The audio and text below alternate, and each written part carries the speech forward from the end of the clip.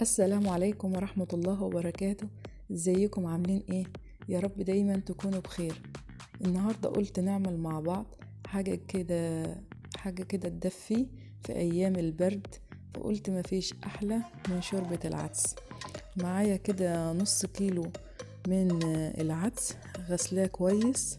هحطه في حلة فيها مية بتغلي، هحط عليهم جزرتين متقطعين، وهنشوف ازاي هنعمله بطريقة كده تكون حلوة لولادنا ومغذية. معايا بصلتين كده كبار متقطعين، عليهم عود بصل اخضر يدي طعم، ومعايا 3 طماطميات مقطعين برضو هحطهم عليهم، وهقلبهم كلهم مع بعض كده، وهسيبهم لحد اما يستووا مع بعض كده كويس.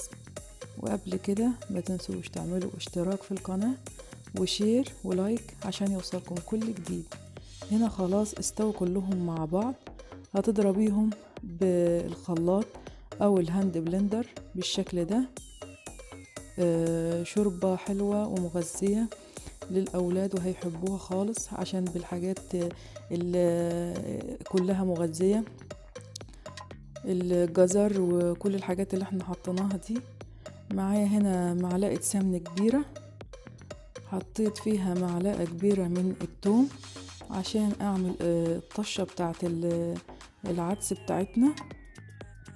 الطشة دي بتاعت العدس هتديله ريحة وطعم حلو قوي. هنا خلاص التومة بتاعتي خدت اللون الذهبي كده، هحطها على طول على العدس بالشكل ده، وقلبهم مع بعض كده، سيبهم يغلوا شوية مع بعض زي ما انتوا شايفين كده. هحط عليهم معلقتين من الملح، وانتي ظبطي الطعم براحتك. وهحط عليهم رشة من الفلفل الاسود، الفلفل الاسود برضه هيديله طعم حلو قوي.